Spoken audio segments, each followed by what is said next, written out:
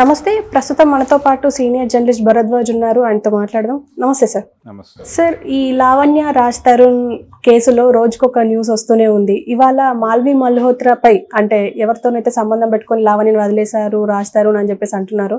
ఆ అమ్మాయి మీద ఇప్పుడు కత్తిపోట్లు డైరెక్ట్ గా హత్యాయత్నం జరిగింది అంటున్నారు. ఏకంగా 3 కత్తిపోట్లు పొడిచారు అంటున్నారు. అసలు ఏం జరుగుతుంది సార్ ఈ కేసులో? ఇప్పటి గొడవ కాదు. ఇప్పుడు ప్రస్తుతం మీడియాలోకి వచ్చి ఆ ఫొటోస్, ఆవిడ హాస్పిటల్లో ఉన్న ఫొటోస్ ఇవన్నీ వైరల్ అయినాయి. కానీ ఇది చాలా పాత కేసు. అంటే గతంలో ఆవిడ మీద దాడి జరిగింది కూడా ఇక్కడ కాదు, హైదరాబాద్లోనో మరో చోట కాదు. ఆవిడ మీద దాడి జరిగింది బాంబేలో అంధేరి ప్రాంతంలో జరిగింది.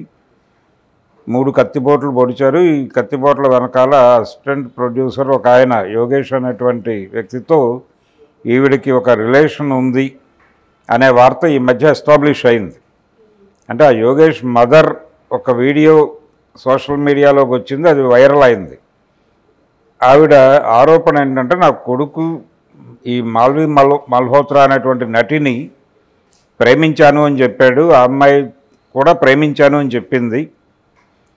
వీళ్ళిద్దరూ రిలేషన్లో ఉన్నారు, కానీ పెళ్లి చేసుకోవడానికి అమ్మాయి ఏదో అభ్యంతరం చెప్పింది. ఇలాంటివి అంటే తన కొడుకుని మోసం చేసింది, ప్రేమ పేరుతో మోసం చేసి తమ ఆస్తులన్నీ తన పేరుతో ట్రాన్స్ఫర్ చేయించుకుంది. కానీ ఇతని కోరికను తీర్చేటువంటి పద్ధతిలో ఆవిడ వ్యవహరించలేదు, తన కొడుకుని గాయపరిచింది.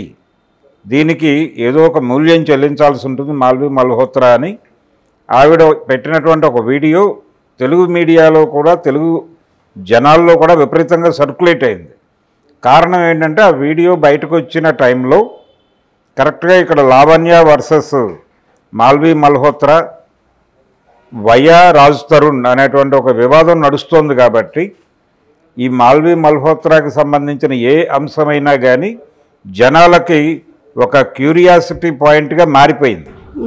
మారిపోవడంతో ఆ పేరు చూడగానే చాలామంది అది ఆన్ చేసి విన్నారు, ఓపెన్ చేసి చదివారు. ఇది ఒక క్యూరియాసిటీకి సంబంధించిన వ్యవహారం. ఈ మాల్వి మల్హోత్రాకి సంబంధించి అమ్మాయితో రిలేషన్ ఉంది, అందువలన తనని నెగ్లెక్ట్ చేస్తున్నాడు రాజ్ తరుణ్, తన నుంచి దూరం కావడానికి ఇదే కారణం. ఇది మాత్రమే కాదు, ఆయన చేసినటువంటి సినిమాల్లో గతంలో నటించినటువంటి చాలామంది హీరోయిన్స్తో ఆయనకి అఫైర్స్ ఉన్నాయి. ఇవన్నీ ఎస్టాబ్లిష్ చేసే ప్రయత్నం లావణ్య చేస్తోంది. అలాగే ఆవిడ ఒక కేసు పెట్టింది ఈవిడ మీద, అంటే మాల్వి మల్హోత్రా మీద, అలాగే రాజ్ తరుణ్ మీద కలిపి ఇంకో 2-3 ఇన్వాల్వ్ చేస్తూ ఒక కేసు పెట్టింది. అలాగే ఈవిడ కూడా కౌంటర్ కేసు పెట్టింది. మాల్వి మల్హోత్రా కూడా లావణ్య మీద ఒక కేసు పెట్టింది. ఇప్పుడు ఆ కేసు మీద రేపు వాళ్ళని పిలిచి మాట్లాడబోతున్నారు 18వ తారీఖు. రాజ్ తరుణ్కి ఆల్రెడీ నోటీసులు అందాయి. ఇక్కడ ఎలాగైతే ఇటు నుంచి ఒక ప్రచారం జరుగుతోందో అలాగే వీళ్ళ మీద అటువైపు నుంచి రాజ్ తరుణ్ క్యాంప్ నుంచి కూడా ఒక ప్రచారం జరుగుతోంది. అదేంటంటే ఈ అమ్మాయి ఎవరైతే అతని భార్య అని చెప్పుకుంటోందో లావణ్య అనే అమ్మాయికి డ్రగ్స్ పరిచయం ఉంది. తను డ్రగ్స్ కన్జ్యూమింగ్ మాత్రమే కాదు, ఆవిడ పెడ్లర్ కూడా. అంటే పెడ్లర్ అంటే సరఫరాదారు కూడా. ఆవిడ డ్రగ్స్ అమ్ముతుంది, డ్రగ్స్ తీసుకుంటుంది అనేది ఒకటి ఎస్టాబ్లిష్ చేస్తున్నారు. ఇది వాంటెడ్గా రాజ్ తరుణ్ మిత్ర బృందం నుంచి జరుగుతోంది ఈ పంపింగ్ అనేది. ఇలా ఎవరి మీద పడితే వాళ్ళకి తోచిన పద్ధతిలో ఎలిగేషన్స్ వేసుకుంటూ వెళ్ళిపోతున్నారు ఈ కేసులో. ఇప్పుడు ఎప్పుడైతే ఈ ఆరోపణలు పరస్పరం నడుస్తున్నాయో ఒకళ్ళ మీద ఒకళ్ళు కేసులు వేసుకోవటం, పోలీసుల ఇన్వాల్వ్మెంటు, అతన్ని 18వ తారీఖు రమ్మంటాం. ఈ అమ్మాయి ఇప్పటికీ కూడా ఇన్ని గొడవల తర్వాత కూడా రాజ్ తరుణే నాకు కావాలి అని అంటాం. ఈ వివాదాలన్నీ ఇలా జరుగుతున్న టైంలో ఈ వార్త బయటకు వచ్చింది, ఈ హత్యా ప్రయత్నం అనేటువంటి వార్త. దాంతో దానికి ఆటోమేటిక్గా ఒక హైప్ క్రియేట్ అయింది. కానీ అది ఇప్పుడు జరిగింది కాదు, గతంలో ఎప్పుడో జరిగిన ఇన్సిడెంట్. ఆ గాయాలు కూడా అమ్మాయి ఒంటి మీద ఉన్నాయి అని మాట్లాడుతున్నారు. ఇవన్నీ చూస్తే అంటే ఆవిడ ఓపెన్గానే ఉందో, గెస్ట్ హౌస్లో ఉంటున్నానని చెప్పింది ఆవిడ. కాబట్టి ఇదైతే జరిగిన మాట వాస్తవమే. ఇందులో ఎవరి హస్తం ఉంది?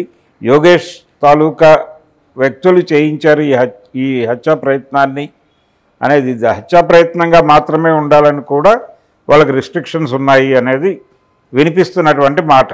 ఉమ్, కాబట్టి ఇదేదో స్కీమ్ ప్రకారం వార్తలు బయటకు వస్తున్నాయి, చాలా ప్రిపేర్డ్గా మాట్లాడుతున్నారు ప్రతి ఒక్కళ్ళు. సమాజాన్ని ఎటు డ్రైవ్ చేయాలంటే అటు డ్రైవ్ చేసుకోగలిగిన సత్తా మాకుంది అనేది ఒక రకంగా వాళ్ళు ప్రూవ్ చేసుకుంటున్నారు. ఇది రేపు పోలీసులు కూర్చోబెట్టి వీళ్ళతో మాట్లాడిన తర్వాత ఏ కంక్లూజన్కి వస్తుంది అనేది చూడాలి. కానీ బయటకి మాత్రం అంటే లావణ్య తరపున వాళ్ళే చేశారు అన్నట్టుగా వార్తలు వస్తున్నాయి. అంటే ఈ మాల్వి మల్హోత్రపై అయితే లేదు, అది అలా ప్రచారం జరుగుతోంది కానీ అది పాత వ్యవహారం.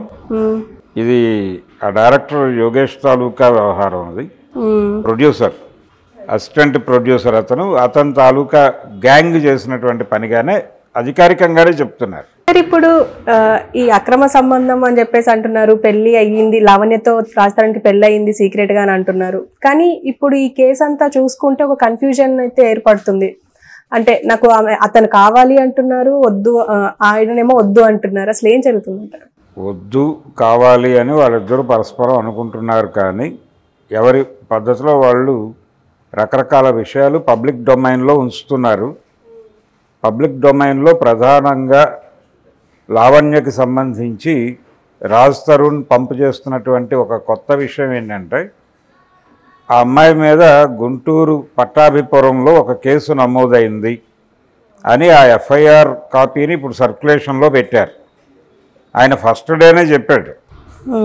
అంటే ఇక్కడ మస్తాన్ సాయి అనేటువంటి ఇంకో క్యారెక్టర్ కూడా ఉంది.